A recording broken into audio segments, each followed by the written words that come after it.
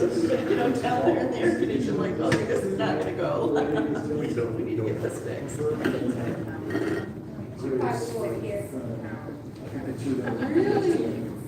I was like, I took a picture of like, where did you even split? Wow. We came out here. No, actually, I got it all in one of that big airlock. I have one that's bigger, the size bigger than that. Oh, do you? Yeah. I wish I got a bigger one too. There's a top here, the top.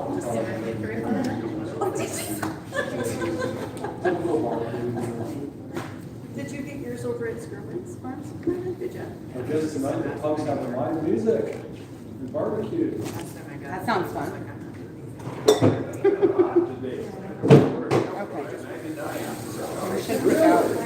We should pick out 91, which like pickles we want to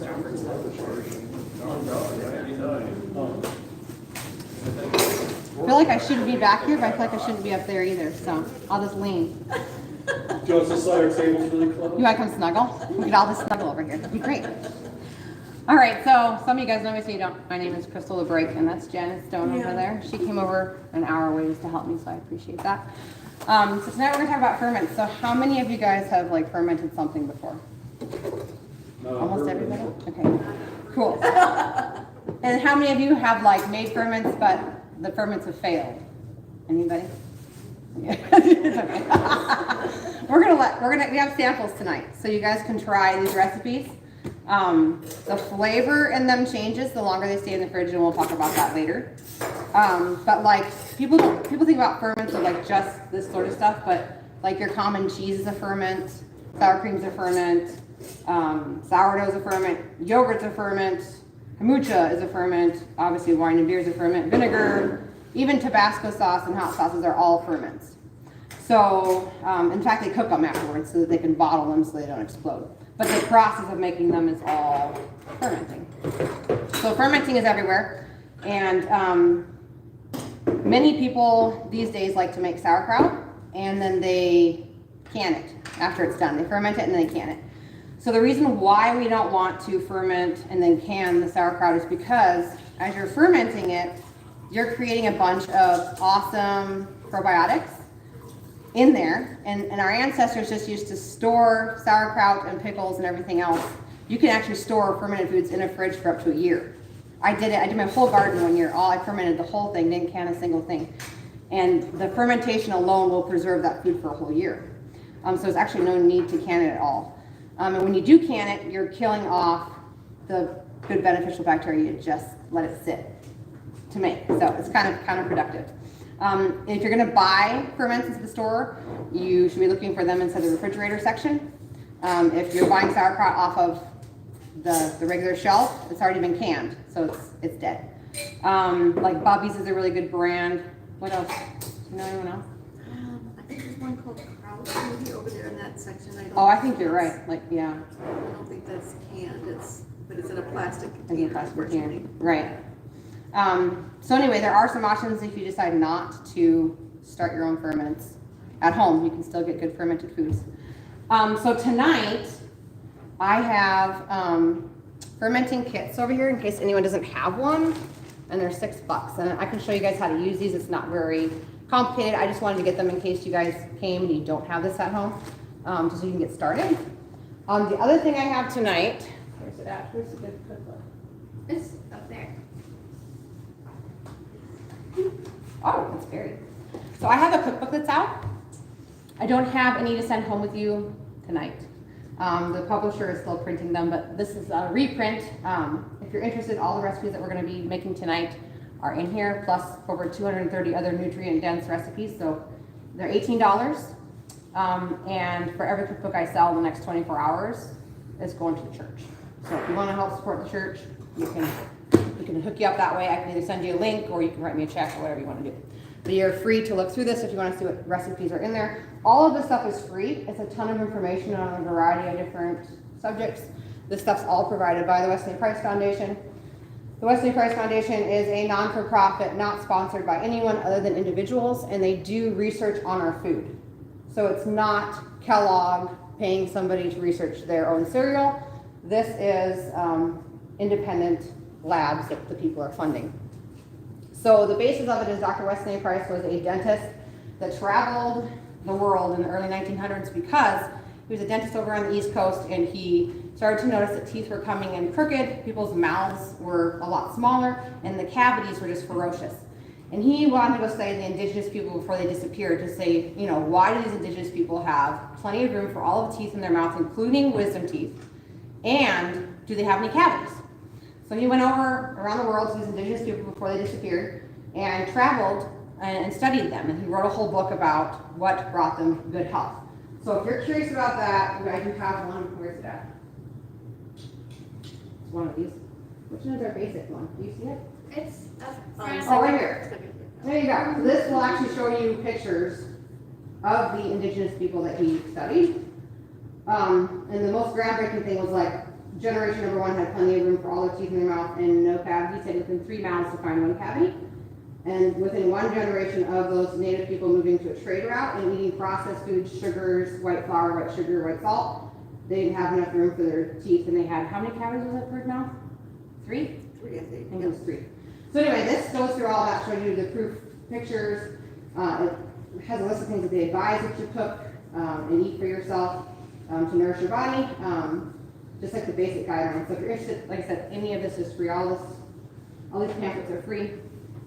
These are free. These are quarterly magazines that they put out 4 times a year, and they have a variety of topics written by doctors throughout the whole world on different topics. So if you want to go through these as well at some point in time, if you see something that you want to take, you can take it. Okay? So that's that. Oh, and then kombucha sponges. If you know how to make kombucha and you need a sponge or you want to learn, you can find instructions online, and these are free as well. So there you go. And for those of you watching online, if you guys purchase the cookbook, down below in the link, I'm donating the money to the church, so that link is down below. Okay, do you want to make sauerkraut? You want to go first, or should I go first? You want to go? Okay, she's going to go first. Tag, she's it. Yeah. So Janice brought sauerkraut. What kind of sauerkraut is it? Are they both the same? No. Oh, she brought 2 One different is types. just a plain regular sauerkraut, just basic, and the other one is a jalapeno apple sauerkraut. So if you want to try it, there's no heat in it. I did try it before it came. Did you? And it's good. So the last batch I was telling Stevea, right? Okay, I pronounced it wrong. I was telling her the last batch I made had just a little bit of heat in it yet, even after a while of sitting, so I was really surprised by that, but those didn't. So that's what I Want to use my cutting board? Yeah, I think we should put it over. I've got more like this, so Okay. we'll just use this. So while she's setting up and getting started, Okay. yes. So should I just run up some or? Oh, you can just ask who wants to try it. Yeah. Anyone want to try any of them? Sure. Which one? Both? Try that. Jalapeno. Yeah. Apple one? Okay. So the reason why good probiotics are good for your body, or they're necessary, is that our human cells are actually outnumbered 10 to 1 by bacteria. So we're actually more bacteria than we are human.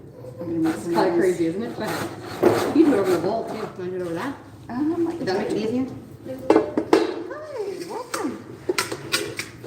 So anyway, it's really, really important that we are feeding good bacteria into our bodies, because otherwise the bad outnumber the good, and the signs of the bad outnumbering the good This is the are things like staph infections, yeast infections, leaky gut, having malabsorption issues when you're eating and you're not absorbing your food, food allergies, seasonal allergies, frequent allergy reactions, so things like hives for no apparent reason. That's another warning sign. And then if you're addicted to sugar or starch, which almost everyone is, the reason why that's a warning sign is because that's your sign that your gut is actually full of bad bacteria that are craving sugars and starches. And so what ends up happening is when those little guys, the bad guys, get angry, they actually release a gas. And that gas affects the way your brain thinks. And so it actually goes down to your brain, which is creepy, I know, but it actually affects the way you think. And so you start craving those foods to feed the bad bacteria.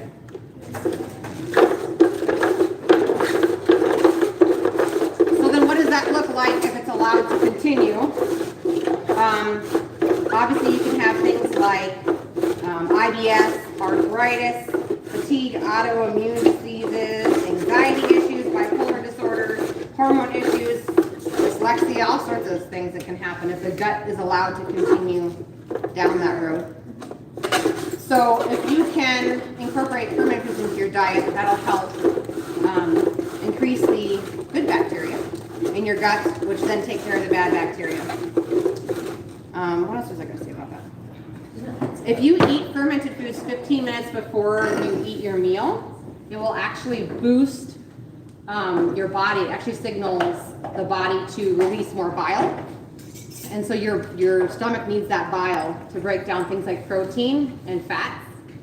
And so it's very, very important. So a lot of times if you do a gut healing protocol, like the GAPS diet, they'll tell you it's so important to eat the fermented food 15 minutes before because it gives the body time to release that bile so the bile is ready for your proteins and your fats. Okay. Now are you ready? I'm ready for salt, I guess, for Oh, now. salt. Yeah. Okay. So, subject to salt. Here we go. Use my hands, okay? Well, I have. I Yeah. washed them. You use your hands. It's all good. I'm guessing. So, all she did was shred the cabbage. You can totally buy a fancy one of these, Or you just or you can just use a knife. slice it, yeah. So she just shredded it on up, and then we're just gonna add salt. And you're gonna notice the salt is pink. And there's a reason for that. You don't want to be using table salt when you're eating. And the reason why is because this is the way God created the salt. It has color in it. And those are minerals. And so when you consume white table salt, your body is going to have issues with it because it's not the complete food. But with the minerals, it shouldn't. And so that's why we're using the pink Himalayan salt. You could also buy Celtic sea salt.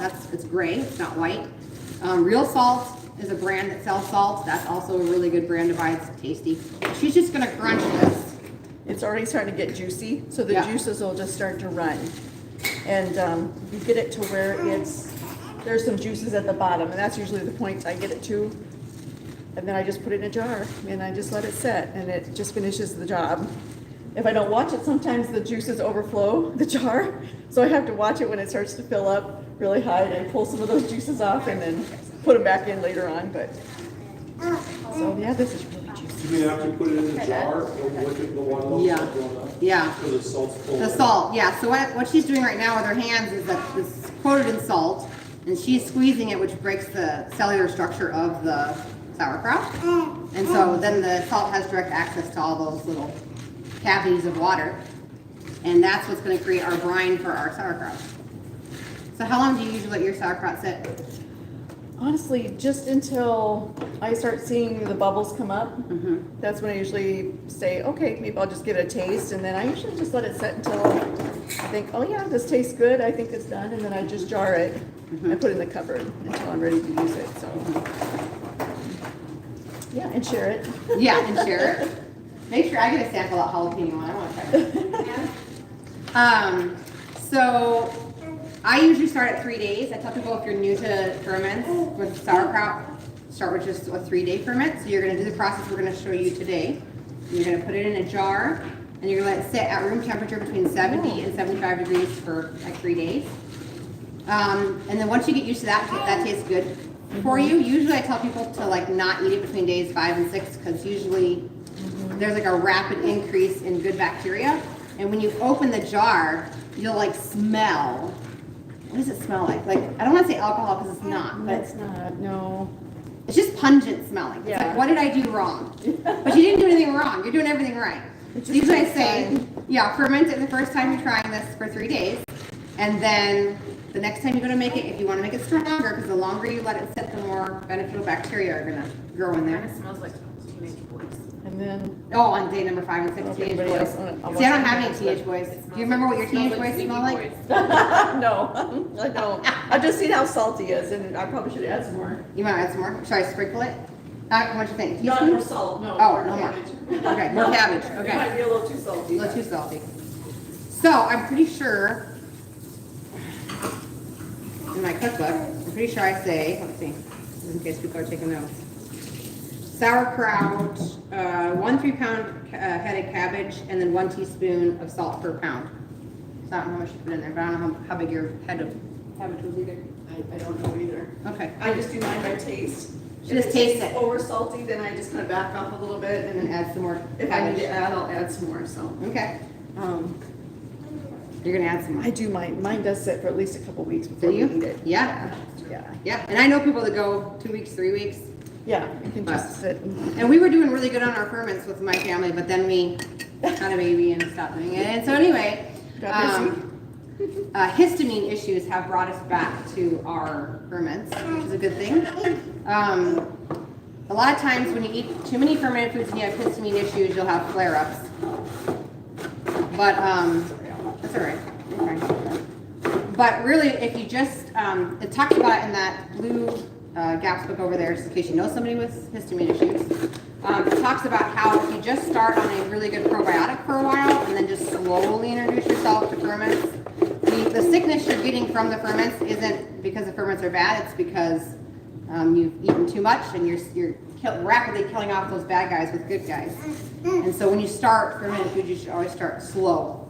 So a little bit, and then the next day add a little bit more and just see what your body does. See how you're feeling.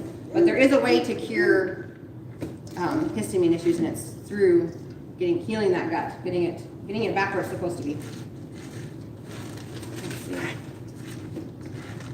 Yeah, so we talked about that already.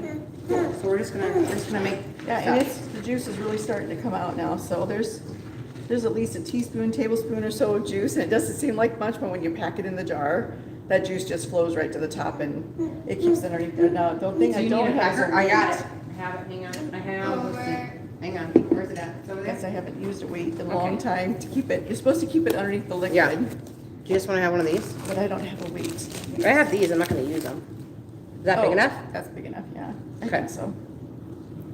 So you can totally buy this fermentation. If you're going to get into fermenting like a lot, you could totally buy this kit. They're about $50 online, and it comes with a kraut pounder. Do you need this to squish it in? Or are you just going to use your hands? I'll just use my hands. Okay. Because some people like to smush it instead of squeezing it. Like if people have arthritis or something, they don't want to squeeze it. They just Right. pound it. So it comes with one of these, and it comes with the little thing to weight it down. Explain the kids on the counter thing. Yeah, I can do that too. So she's got a special jar that's using the same thing that is in these little kits here. So the idea is to squish the cabbage in, and then she's going to dump her liquid there, and the liquid's hopefully going to submerge it. Think it's going to submerge it? If not over time, Feeling like lucky? within a day or so, the liquid comes up. So if it doesn't right away, it will. So she's going to just kind of cram it out in there and then pour the liquid in. Because liquid is the brine. So when you're fermenting, everything that's below the brine is safe to eat. If you end up having anything that floats to the top, it's going to get moldy. But I must say, in this jar, I've had stuff come up out of the brine, been and okay? it's been okay. So I think it just depends on how exposed to the air it's been Right. and the environment that it's sitting in. But That's true. you have to just kind of use your nose. That's true. Smell it. You can also fold up a cabbage. That's true. True, yes. Yep, that's a good idea. And I've also taken the. Did you already cut it out? Oh, you did. The core, and used a smaller jar, and then you would just like you use an appropriate jar. So this would probably be what, I don't know, a quart or something, and then you could just put this in, and when you go to screw down your lid, this will push the sauerkraut underneath the brine. The idea is just to put it underneath the brine. I mean, people 1,000 years ago just used rocks, so it doesn't have to be anything fancy. Yep, and then this goes in, a little bit of water goes in here, and it just locks the bacteria and germs out and lets the bubbles escape, lets the air escape, so you don't end up with a exploding jar. Yeah, because it's going to Or a build lid pressure. that pops off. Right, so as the beneficial bacteria are multiplying, they release a gas, and that can make something explode if it doesn't have a way out. So this little, what's it called? Airlock. It's Airlock, just- yeah. Has like little holes in the top, and so you'll It's like a add, one-way valve. yeah, it Yeah. like pops up. You put some water in the bottom, and then it pops up and down and like burps itself, and so you have to worry about it. So what I brought with me is pretty much the same thing. It's a lid for a wide mouth jar there, and then one of the lock things. So, and then the weight too. And the weight. Yep. So anyway, that's all, it's easy. That's all you do to make sauerkraut. Some people add spices. Do you ever do caraway seeds or I not? have not. See, I haven't either. I use salt. I'm kind of boring at my Okay. house. That was the Like the jalapeno spicy one's really good. sauce. Is it good? Yeah. I'm trying it right now. Stuff in it. It's ballpark one and paprika. It's really good. What's that now? It's called ballpark sauerkraut. Oh. It's got jalapenos and peppers and onions and Oh, cabbage. sure. And This is really paprika, good. and oh my god, it's so good. Mm-hmm. Good. That's a good That one idea. does, the longer you let it set, the spicier it gets. Is So that one's right? Not as kid Oh. friendly. And I've also made one that's carrots, garlic, and cabbage. Oh. And that one's very kid Sure. friendly. Yeah. Carrots, garlic, and cabbage. Oh, that sounds good This is too. really good. Is it good? It's so good. Which one did you try, Billy? Both of them? I'll pay the apple. Jalapeno? That's one, yeah, I'm eating it, so good. You're gonna have to share the recipe. Did you realize that, right? It's just too, it's like a jar of You just this. throw everything in, I don't you? did. I just put a couple apple peels and a couple apples in, and that's all I use. So, sweet apples, if you can get some sweet ones instead of tart. So, Okay, you want me to? Let's see what it is. that's sauerkraut. It's like one of the easiest ones to make.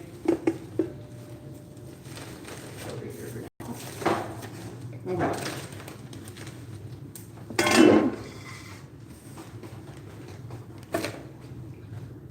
What do you want to Can do? you do that? Here, look this.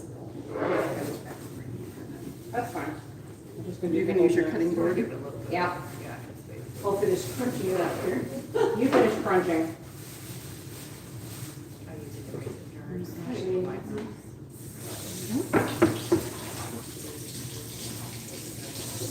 So these cucumbers are not from my garden, they're from Christina's, though she had enough, so that was nice. Those are nice because they have. She got me some cucumbers. So I'm just gonna rinse them off, because I literally just picked them. Right out of the garden. You want me to rinse them for you? Sure. Okay. So, where did the servers go? We're doing fermented pickles now. Okay. Anyone want? They wanna try it? They're dill pickles. Sample? Sure. Yeah? Alright. Okay.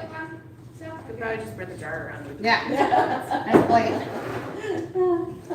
Is there something to stab them with? Yeah, yep. We got forks. Whoa, they're rolling all over the place. I'm just gonna fill the forks, that's probably enough. That's enough? Yep. All right, so for my fermented pickles, cucumbers, we need that.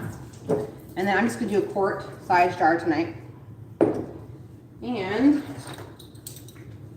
first ingredient is 1 sprig of dill weed, but all of my dill was like destroyed this year by weeds and everything else. So we're gonna do, instead of a head of dill, we're gonna do dill weed. So I'm gonna do a teaspoon of dill weed. Into the jar.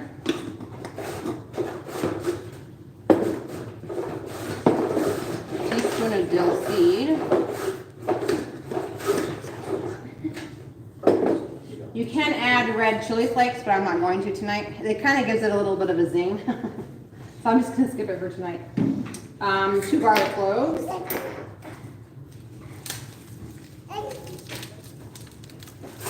Maybe.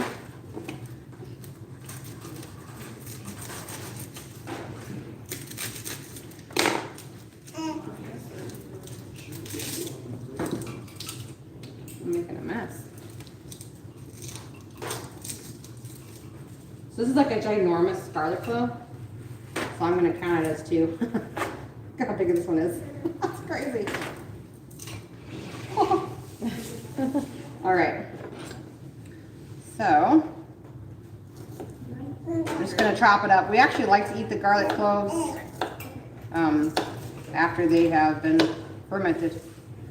They kind of lose some of their zing and taste like a pickle. All right, so I'm just gonna add part of the garlic into the bottom. And then the pickles, you can like slice them like spears or slice them like hamburger pickles. So I'm gonna do hamburger pickles. I feel like I get more in a jar doing it that way, but maybe it's just an illusion.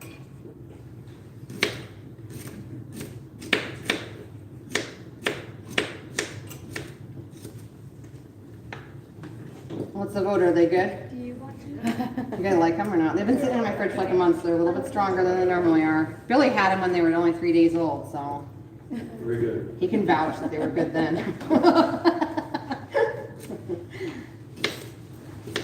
I'm glad you brought like plain sauerkraut because I was like, oh, maybe I should have brought mine. Oh.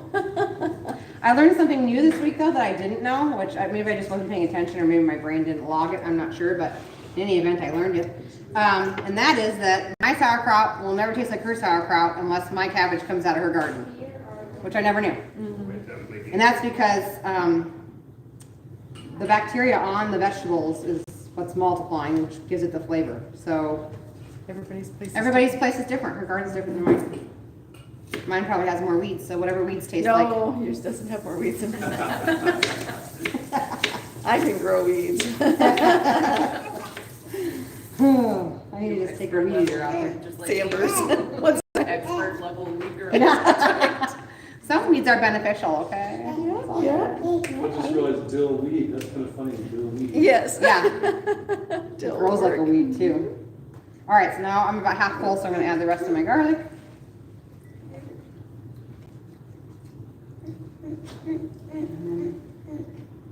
All of that, and then we got it. Where did the peppercorns go? Let's get them out. There they are, right here. Peppercorns, half a teaspoon.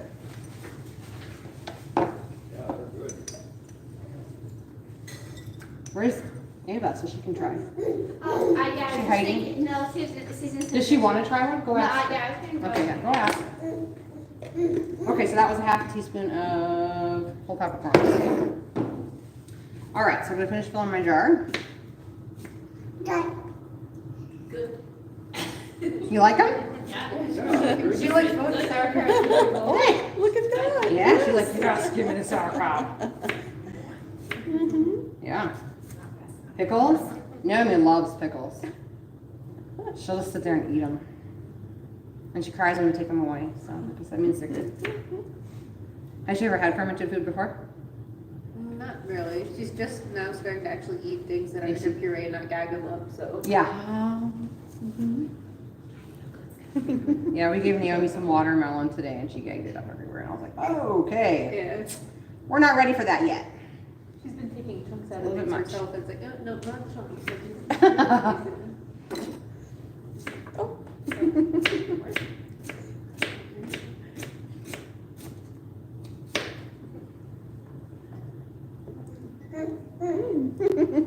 She's like, yeah. Get that recipe, mommy. So do your pickles sit the way your sauerkraut sits then? So my pickles, we do 3 days, but if I like have a whole row of them, we just usually start eating on them. Oh, sure. And then they might get stronger because we don't get to the last jar for like a week. No big deal. Okay.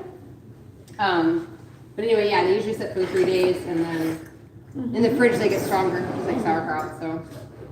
Yeah. How am I gonna do this without making a big mess? Naomi needs to Maybe I'll make fix it, it. David change it, he doesn't want to change it because Okay.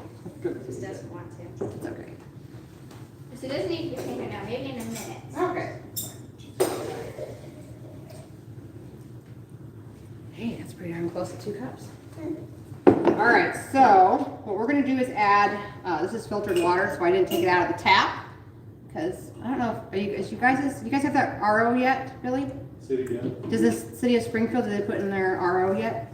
Reverse osmosis for their water? Oh, No? I don't know. You don't know? Anyway, I'm not using it because I don't know if it does. If it has fluoride, chlorine, anything like that in it that's, you know, to sanitize the water, it's going to like completely kill your ferment. So, because you're killing bacteria. So anyway, I brought my own filtered water just in case it wasn't, because I don't know if it is yet or not. So anyway, we're just gonna add filtered water to the jar. So you can filter chlorine and, Fluoride. out? Yes. Yeah. So you just got to remember that if you're drinking it and it has chlorine and fluoride in it, then that's going into you, and as it's going through you, it's killing everything.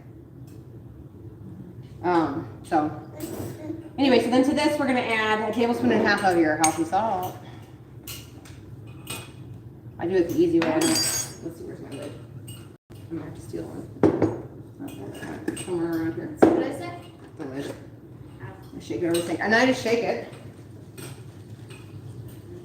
And most of the salt dissolves, not all of it does. Doesn't matter.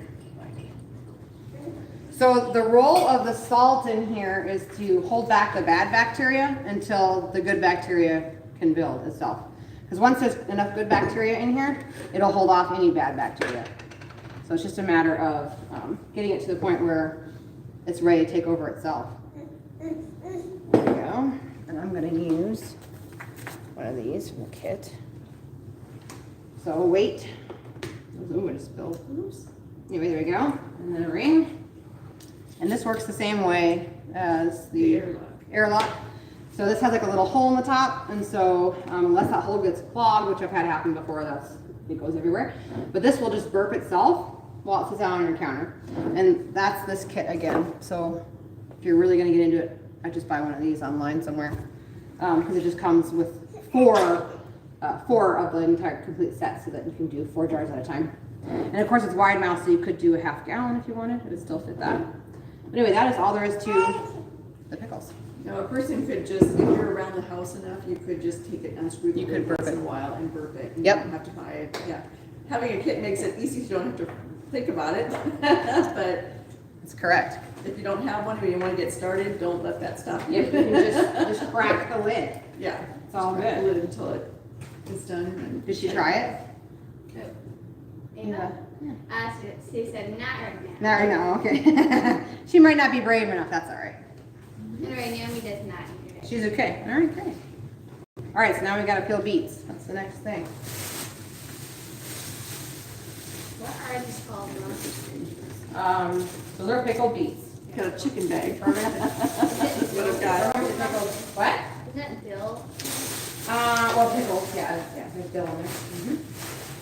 So while you're doing that, I'm going to finish this. Go for it. I'm gonna put my gloves on so I don't have clean hands for 3 days. Last time I didn't wear gloves. And my dad was like, why aren't you wearing gloves? I was like, oh, it'll come off. Turns out it stays for a little while. So,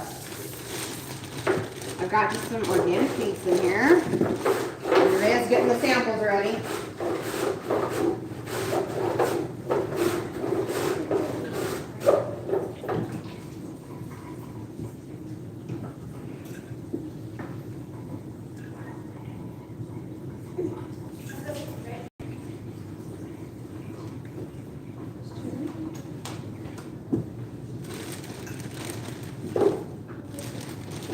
Ava was the one that didn't like your pickles, right? Or everybody? No, nobody did. Oh. That's a huge drummer.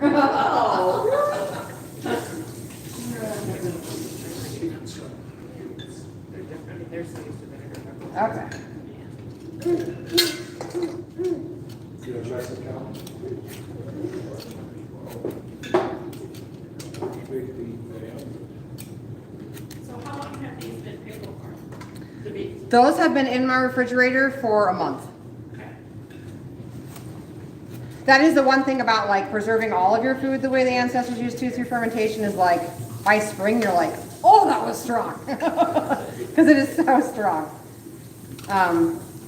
People used to like store it in a root cellar, so if you don't have one of those, you're aiming for like 40 degrees. Cold enough to slow everything down, but it doesn't stop it altogether. So when you get pickled beets out of the can, they're soft, is that because they've been boiled? Yeah, it's because they've been canned. So one option with these is to like dice them very, very small. And if you let them sit for like a couple months, 2-3 months, they'll soften up into the refrigerator. Just depends on what way you want to eat them. Some people put them on top of salads, like when they're diced up nice and small. Is that what you're doing right now? Yep, I'm peeling them. Yeah, I'm just peeling them. And then we're gonna chop them up and start filling a jar. You what? Yep, it's gonna be like a salt brine with some seasonings and that's it, with some filtered water. What else is in those beets that we just sampled? So that is beets, salt, dill seed, and garlic, that's it. So it's a lot like the pickles. And this recipe actually isn't my recipe. I had a friend pass it along to me. It was online, which I was grateful for because I actually didn't have one for beets yet. And I try to like, if we have a lot of ferments in the house, like cabbage is super cheap at the store, so, especially at Walmart. But you can turn it into sauerkraut, and then that can be one of your vegetable sides when you're serving your kids. That's what I do, if we have enough, you know, just give everybody like a quarter cup of it, and then whatever else you're eating on your plate with it. But like I said, if you, and my kids know that they're supposed to eat that first, and then, like I said, that triggers your gallbladder to get going and ready for the rest of your food.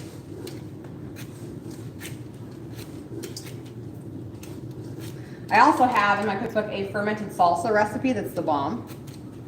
I didn't bring that one because, well, that was like a ton of ingredients because it's the salsa. But that one's really, really good. My mom, she doesn't like fermented foods at all. That she doesn't eat the way I do. And she loves my pickles and she loves my fermented salsa. Have you ever made my fermented salsa? Bun? Yeah. I think I have eaten it, yes. I think so. You know, It's go been a on while. home and grab all the stuff to make this sauce, we can wait. There you go. Go into the weedy garden. It's right past that huge plant that's taller than me. I know it is. Someone start digging.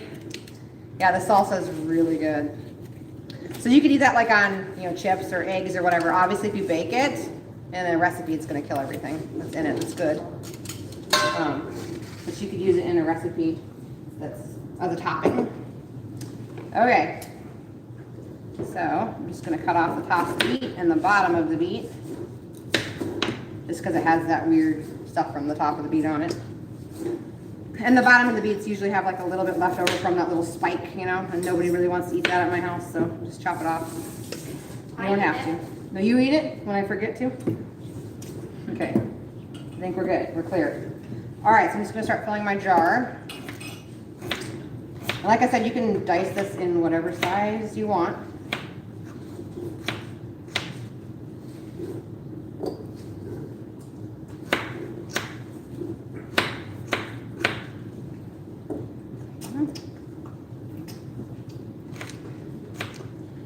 Our society today is just screaming out for probiotic foods because nobody eats it anymore.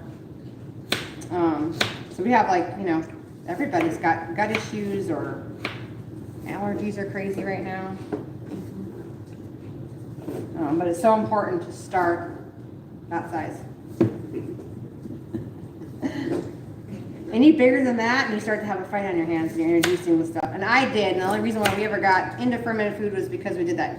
It's called the GAPS diet, and that is a gut healing protocol. Did you do that, didn't you? I was like, when I walked in the door and saw you, I was like, I know her from somewhere. Where do I know her from? And I could not place you, and all of a sudden, I'm like, my brain's like, they were at my GAPS talk. So I went up to Sioux Falls and did a GAPS talk, talking about taking my family through the GAPS diet. And what that is it's a diet that a neurologist discovered, invented, whatever, for her autistic daughter. And she was nonverbal and all of the things. And so she went around to all the doctors and tried to get help and yada, yada, yada, and no one was really addressing, you know, the diarrhea and some of the other things. And so she created that program to heal and seal your gut. And just in rebalancing the microbiome of the gut, her daughter improved a lot. So anyway, we did it with our family. Our family had a mix of issues, everything from seasonal allergies. I had horrible seasonal allergies, it was bad. I had an inhaler and the doctor looked at me and told me not to go outside anymore. So I was like, I'm supposed to stay inside. That's like before COVID. That was like 5 years before COVID when staying inside was cool, you know? So anyway, I was like, there's no way. I'm a gardener. Like I had little kids. Like I'm not going to spend my life inside. So anyway, I started looking into what was making me wheeze, and I took a food log, and I kept a food log for several weeks. And I started to realize that grains were making me wheeze. So things like rice and, you know, wheat and those sort of things. I would just like have a horrible wheezing episode after eating them. And so I actually talked to what's called a GAPS practitioner, and they're all over the country, and they're practitioners that can help you through the GAPS diet. And I asked this lady, I said, you know, what do you think I should do? And she said, well, I think that you should do the GAPS diet. Of course. So anyway, we eased me in, we took all the grains out and everything like that. And within 2 weeks of being on the GAP site, I threw my medical inhaler out. And that was just like a day where I was just like, I don't need it anymore. Within 2 weeks, there was that much of a difference. But the program basically is an elimination diet that partners with rebuilding the microbiome through fermented foods. And that's where we started with our journey as a family with fermented foods, because we were forced to. And before that, my kids had never had sauerkraut, never had anything. And let's see, how many years? 6 years ago. So Nevaeh, who's dishing everybody up, would have been 6. And I just remember like day number 1, and just like within hours of the GAP site, no fruit, no sugar, no nothing. She was so polite, but she was like, Mommy, I just want an apple. I mean, it was brutal. You can't have an apple. That's about 8 weeks away. Stop it. But it's a pretty intense diet, but it did the job. And then since then, it's just struck home to me how important fermented foods are to everybody's health. And there's a lot that depends on your gut absorbing what it needs to absorb, and having the good bacteria in there to fight everything else that you're fighting and picking up from your environment. I'm doing them fine this time, and I'll have to report back what it turns out to be here.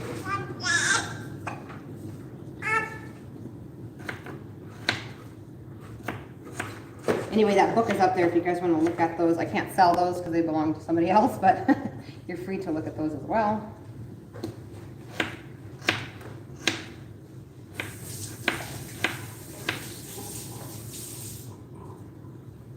They must have found the good toys inside the nursery. How full did your jar get, Janice? Huh? You haven't put it in there yet. I'm gonna let it set. Okay. I wanna see how much it juices by letting it set. All right. All A right. little experiment, I guess. All right. So, where's my other? Let's see. Let's add a trick in here. All right. So the recipe is filter water when we're done here, but 1 teaspoon of dill weed, which is right here.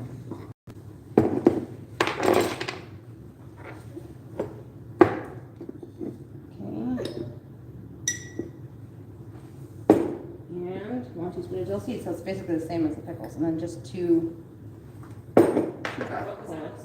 Huh? What was that? Oh, this is dill seed. Okay. It's from my garden, so it's got like long chunks hanging off of it from last year's garden. But you can buy it too. It's out in the store. What happened was this lady that's 2 years old. I can't remember. It's old. Anyway, this lady that I knew had a ton of it. She's like, here, I picked all of my dill seed and I dried it out. Here's a whole pillowcase full. So I'm still working on the pillowcase. That's awesome. It was a cute. I was like, if it still smells dilly, I'm gonna keep using it. Yeah. So that came from her. All right, 2 garlic cloves. This ferment gets a little bit wild the first 5 days, which is why I'm not going all the way to the top. Define wild. Bubbly, if you go like any higher than the shoulder, which I'm almost there anyway, the beet juice in the waters has been known to overflow. I didn't know why. Do you think some chopped ginger would be good in here? And maybe a clove? Yeah, I think that would go good. Yeah, I started out with just this to see what the kids liked because I'd never done it before, and they were like, "Oh, we love this," and so I was like, "Okay, well." I'm not a huge beet person, so I was like, "Whatever you like, it's all good." Okay, so then we need a tablespoon of salt.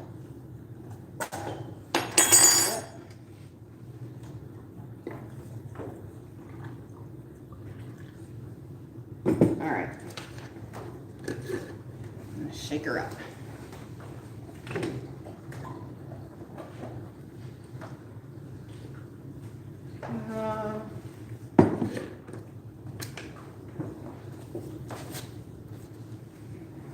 See, the good news is that now I'm gonna go home with all these ferments already made.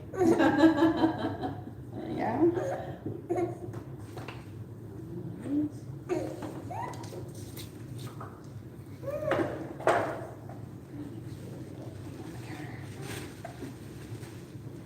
And that one's ready to go.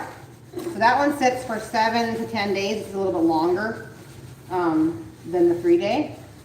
And that's just because a beet is so dense that you want to make sure it gets the flavor.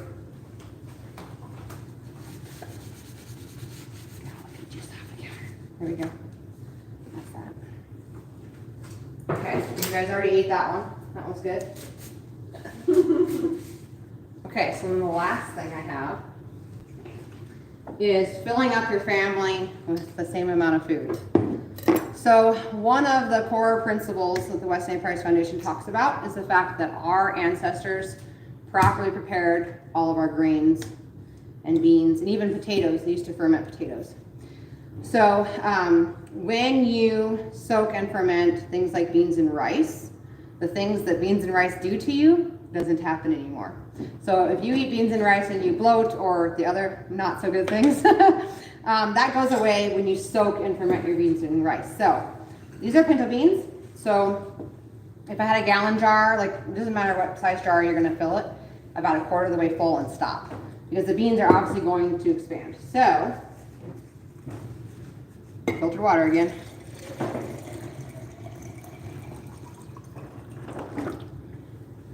Okay, so this is gonna sit overnight. That's just a soaking. If that's all you can get done, that's awesome. But whenever you ferment things like the cabbage, fermenting the cabbage, and cabbage in particular, the vitamin C in her cabbage is going to be 40 times higher when that's done fermenting. So like fermenting beans, some of the nutrients of the beans is going to be even higher. The pickles, there's just stuff that when you start to ferment things, those, a few key nutrients multiply, so it's going to be higher. How much higher? You'd have to test every cucumber or every bean, but they have run tests to prove that, especially with cabbage because it's so popular, sauerkraut, that it does indeed get higher. So we're going to soak this, and then we're just going to pretend like it's tomorrow. So you have two options. You can either add whey. See, I got purple anyway. Either you add whey, which is like clear fluid off of any ferment. So if you were to go to the store and buy sour cream, that clear stuff that's in the top, that's whey. What's another one? Yogurt. Milk kefir, which I didn't bring tonight. That's all dairy though that produces the whey. If you're dairy intolerant or if you don't have whey, you can use raw apple cider vinegar. So I buy apple cider vinegar in bulk because we eat a ton of food and lots of beans and rice and all that sort of thing and grains. And so this is just rebottled into my own bottle, but this is raw apple cider vinegar with the mother. So this is a ferment. So what we're going to do is we're going to put it into our quart-sized jar. And I don't even measure. If I was doing a gallon, I would probably do more than, I would do more than that, obviously, 4 times that amount. But you're just looking for a cloudy jar. And then this is going to sit at room temperature for 3 days. If you can remember to rinse these every 24 hours, I mean, I have 6 kids, so I don't remember ever. But if you can remember to rinse them every 24 hours, you'll have a much better, pleasant experience rinsing them for the final rinse. Because what ends up happening is apple cider vinegar, it has that mother culture in there, it's a ferment, so when you add it to this jar, it's going to start rapidly multiplying its good bacteria. And what can happen is like it's like a SCOBY, we have some up here in the bag, but kind of grows on the top, which is kind of, I think they're disgusting. But anyway, and you dump this into a colander and you rinse it and you have to remove that. So if you rinse it every 24 hours, there will be no fun little project. It'll just be the beans. So then what you do after you get done is let this sit for 3 days. You just rinse them and then put them in, I just put them in a freezer bag. So if I know I'm going to be making chili, then I just have a whole line of jars on my counter, do this process all at once, rinse them all when they're done, and then they all go in freezer bags into the freezer, because then they're all properly soaked, which unlocks the nutrients for your family, and they're fermented, which multiplies the nutrients. So it's like a good combo between the two of them. The only exception to the apple cider vinegar is if you're soaking any kidney-shaped bean. In that case, forget this, and you're just going to fill it with water and just do a little sprinkle of baking soda. The properties on the outside of a kidney bean are different than the rest of the shapes of beans. And so in order for you to, I don't know how to describe it, like the outer, it's not the skin though, it's like the coating on the skin has to be broken down. And the baking soda does that on a kidney bean. And then it'll just naturally start bubbling all by itself once that's unlocked. Yeah.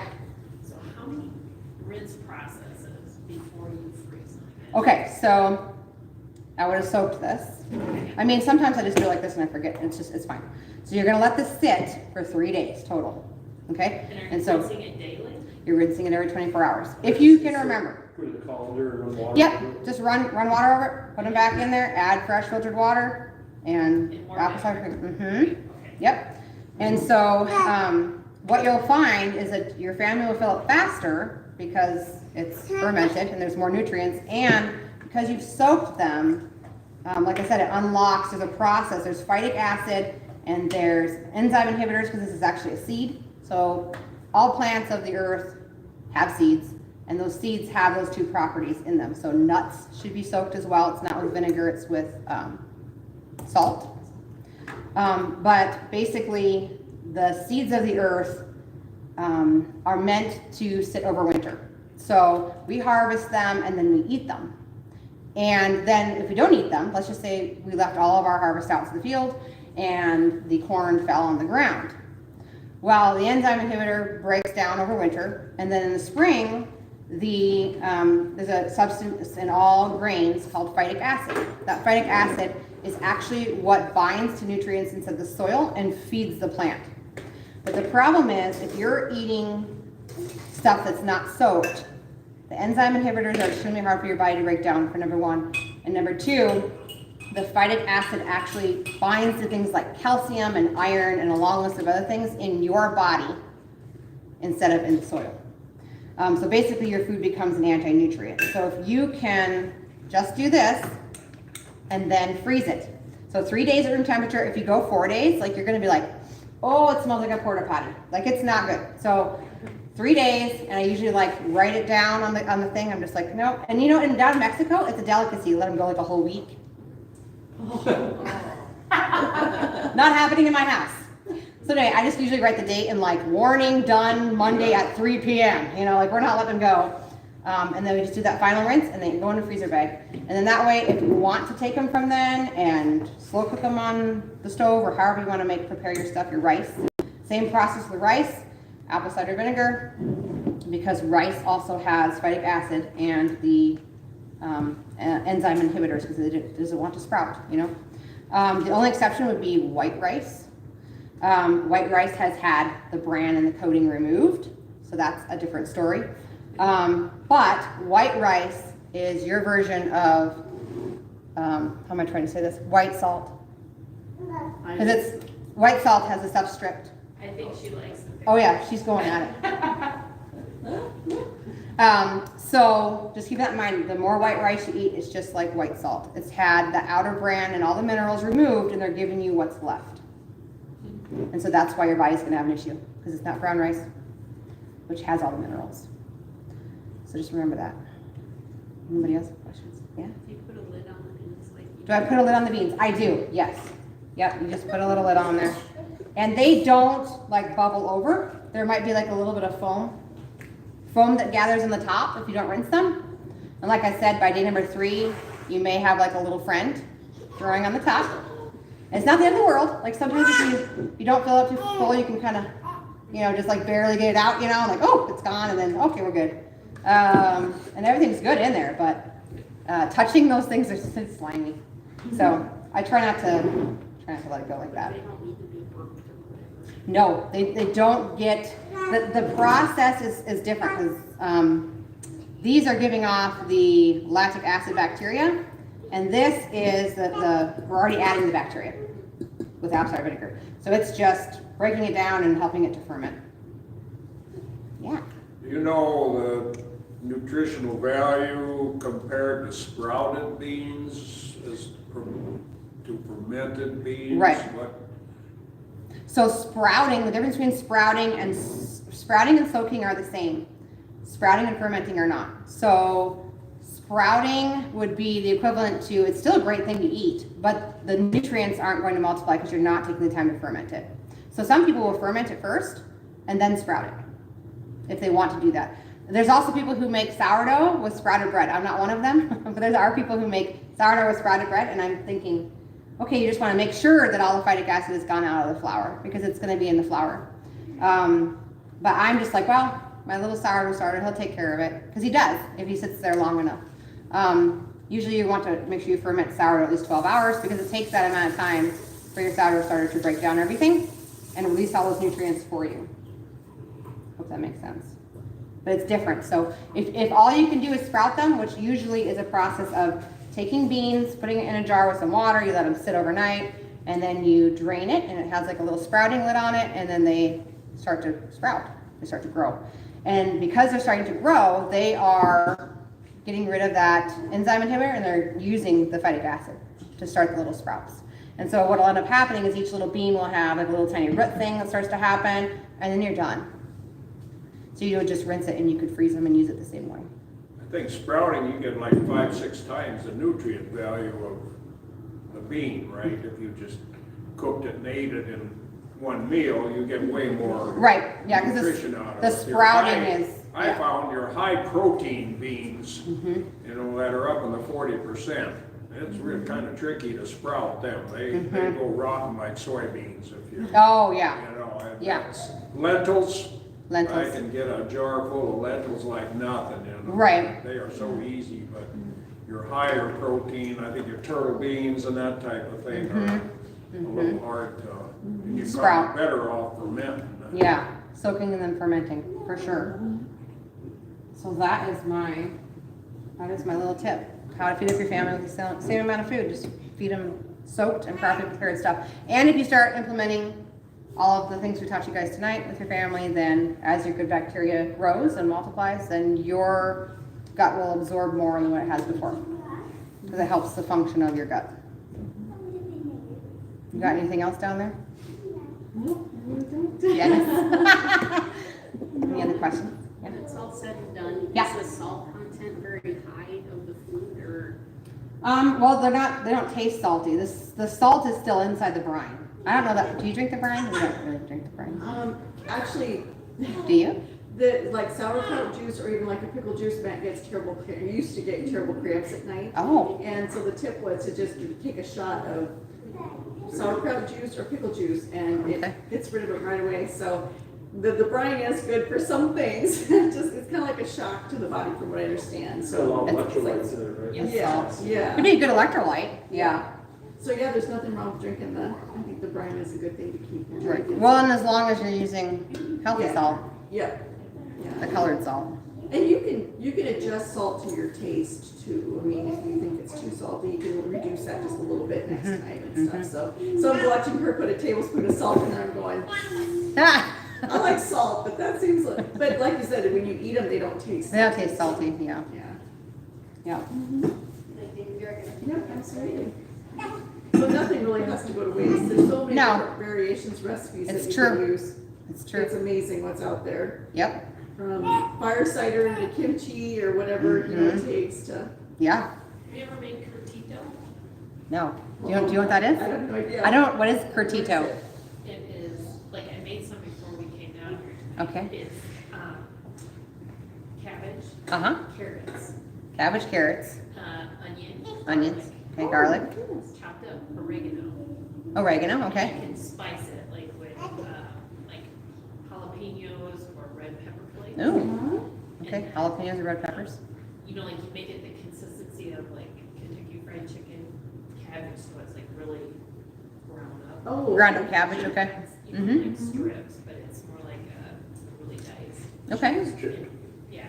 Okay. Yeah. Oh, I was like, that Is it good? sounds We were delicious. ready to start diving into it, but we had to get on the road to get down. Does it matter if you use fresh oregano or like dried? Does it matter? I you use know? fresh. You because use fresh. I had- Well, it's because it's in season right now. Yeah. I use fresh, but the recipes call for dry. Okay. And so, it's C-U-R. Hang on, I gotta find a pen. Here I we was go. gonna say, can we write this down? Okay, C-U-R. C-U-R-T-I. T-I-O. Oh, Curtito. curtito. And it's like It's German for yummy. Yummy. It means yummy. Oh, that's a perfect No, so recipe. it's a Salvadorian fermented coleslaw.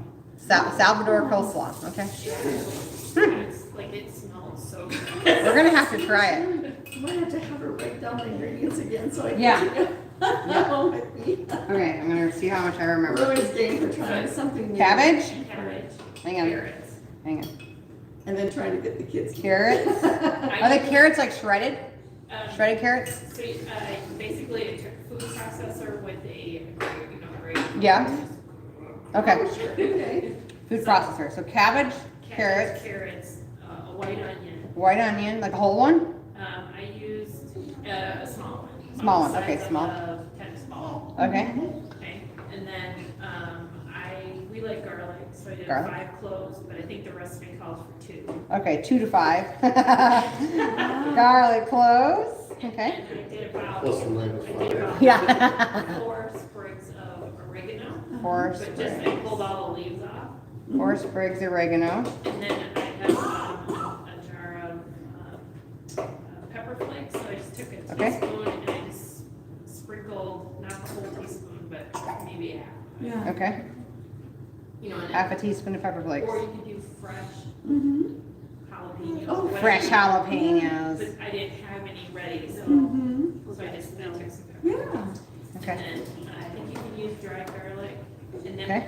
and I also saw a recipe for cumin seed. Oh, If you I wanted love to add that. cumin. Oh, yeah. So, Okay. so if you Google it. look up that term. Look up that term. Okay. You'll see there's all kinds of variations of it, and then you use Okay. your filtered Water. water, to make or the cabbage to make the brine. Okay. So I'm gonna spell it back to you. CURTIO. I'm not missing an I. CURTI. Okay. D-O. D-O. D-O, like Kurt T. Okay. Okay. Yeah. Okay. Now it makes more sense. I was like, cardio. Okay. I'm missing it. I knew I was missing something. Cool. I'm gonna have to try that. That's gonna be Pinterest on the rescue on that one. Because actually they have lots of meals. Or lots of. So are you familiar with like Melissa K. Norris? Yeah. Okay, so that's like her teaching, Oh, cool. yeah, recipe. That's awesome. Her fermenting class. Do you watch her YouTube channel? Melissa K. Norris? Yeah, if you pull that up. Okay. Yeah. I didn't know she had fermented recipes on there. That's fascinating. Cool. Thank you. Awesome. You're welcome. Check out the table too. There's lots of free stuff up there. I'm gonna make sure that nobody's commenting on here asking questions. Nope. Okay. All right. Well, if you guys have any questions online, comment now, or we're gonna shut that off. I'll give you a few minutes. In the old days, they took a crock and they laid a dinner plate upside down on top of the cabbage. Is there an advantage to having a little bit of pressure? I think the other way works just fine too. Yep. The only thing I've heard is that sometimes they would get like a white like mold around the top, and they would just clear that off, and they would just scoop out what was underneath the Yep. water, and they would still eat it. So, I mean, that would be the only difference I'd say, is that the likelihood of getting mold in something like this is probably less, but Yeah. they all managed just fine. Yeah, my mother-in-law used to do it. They used to just fill up crocks and put them upstairs where it was warm, and that's how they made their sauerkraut. So. Did you tell them to put water inside the top? Yes, yep, Yeah. water goes up in here. Yeah.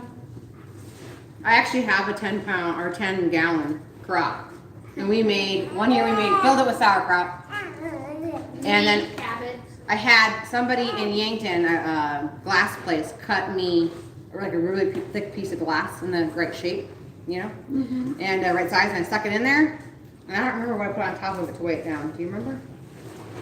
I don't remember. Anyway, I put something on top of it to weigh it down, make it heavier. Oh, it was a glass jar with water in it, like this, kind of push it. And just like what she's saying, like I covered it with a cloth and everything, but the top still molded. But we just scooped it off and ate everything that was underneath the brine.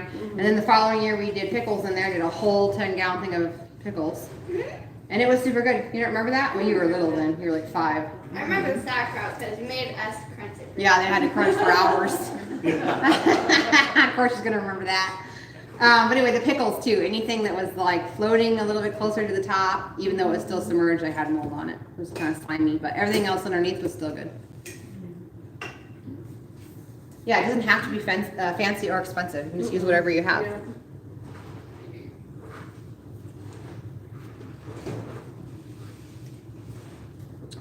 You're welcome, Sharon. All right, you guys, thanks for jumping on. I'm gonna shut it off now. You guys have a good night. So just in case you guys don't know, I have a YouTube channel, and so that was